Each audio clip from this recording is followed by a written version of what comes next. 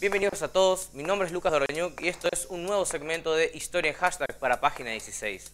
En esta oportunidad vamos a centrarnos en un proceso histórico sumamente importante para los estadounidenses y que además es un tema muy recurrente en sus películas, que también son consumidas en todo el mundo.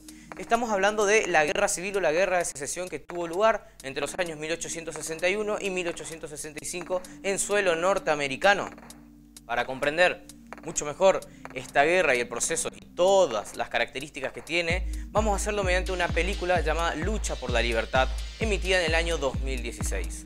Si bien nuestro hashtag del día de hoy es Guerra Civil, no vamos a centrarnos solamente en las características propias de la guerra, sino en la connotación racial que tuvo la misma y en la microhistoria que plantea la película. Esta cuenta la historia de un campesino pobre del sur de los Estados Unidos, es decir, del ejército confederado, que se rebela en un proceso de insurrección ante su ejército, manteniendo relaciones antiesclavistas y relaciones cordiales con los negros confederados, luchando en este sentido para la unión.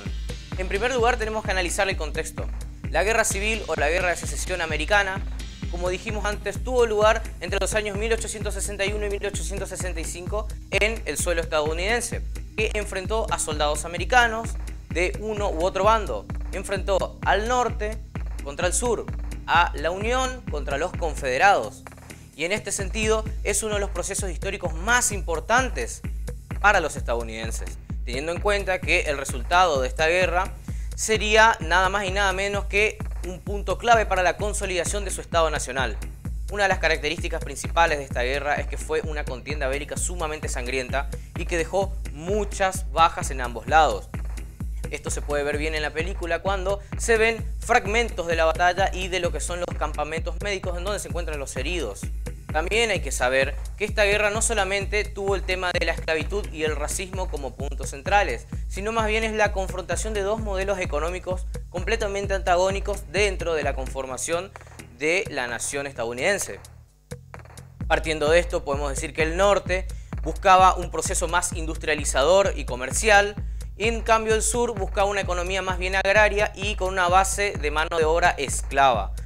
Por esta cuestión es que es fundamental para los ejércitos confederados mantener la esclavitud dentro de la legalidad.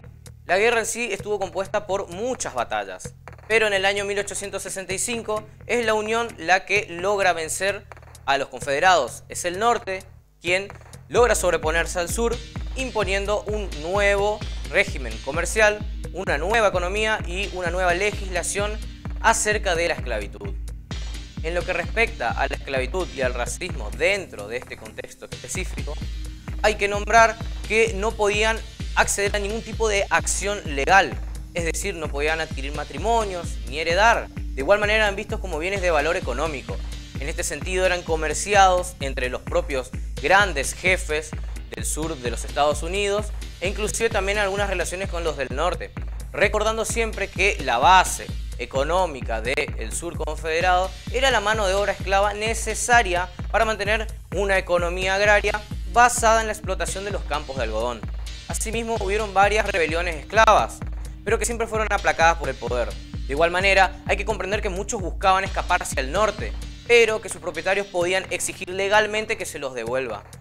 Quizás el puerto más importante a donde buscaban llegar estos esclavos negros estadounidenses era a Canadá, una tierra donde veían que sus libertades civiles podían ser respetadas. La cuestión del esclavismo es clave para comprender el contexto global de la película y el argumento de la misma, teniendo en cuenta que el personaje principal se levanta en un proceso de insurrección entre los jefes confederados, manteniendo relaciones cordiales y de compañerismo, de fraternidad con los esclavos negros. Centrados en la película en sí, vamos a encontrar que surgen muchas dudas a partir de la existencia o no de este personaje. La historia tiene para decirnos que Newton Knight sí existió y que esta película está basado en hechos reales. Es decir, que sí, fue un campesino pobre del condado de Jones que en el año 1863 logró levantarse en contra de los jefes del sur, en contra de los jefes esclavistas, en contra de los propietarios de esclavos, formándose de esta manera junto a estos esclavos en las filas del ejército de la Unión y combatiendo contra el orden esclavista.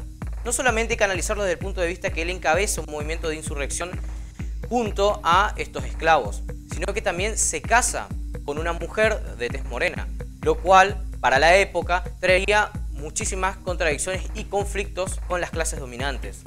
De igual manera hay que comprender que esta es una de las primeras líneas de mestizaje que existieron entre blancos y negros en el marco de la conformación del Estado-Nación de los Estados Unidos. Constantemente en el campo cinematográfico se recurren a muchos temas históricos pertenecientes a los Estados Unidos y quizás por la falta de estudio de análisis que tenemos de estos mismos en Latinoamérica u en otras regiones del mundo es que no se pueden lograr comprender cabalmente lo que sucede en el contexto de la misma. Es muy importante comprender la guerra civil estadounidense para comprender esta película, pero no solamente para eso, sino también para visualizar otras problemáticas que trajeron a colación, problemáticas y fenómenos muy graves de las sociedades modernas. En este sentido nos estamos refiriendo claramente a lo que es el racismo y cómo las sociedades tuvieron distintas percepciones acerca de la raza, acerca del color de piel y acerca de su rol en la sociedad. Por eso considero a esta película, Lucha por la Libertad, como una excelente forma de adentrarse no solamente en la historia estadounidense, sino en las problemáticas que trajeron a colación hasta el día de hoy. Cualquier duda, inquietud o consulta que tengas, o inclusive si necesitas clases particulares de historia, podés contactarme al email que figura acá o a mis redes sociales.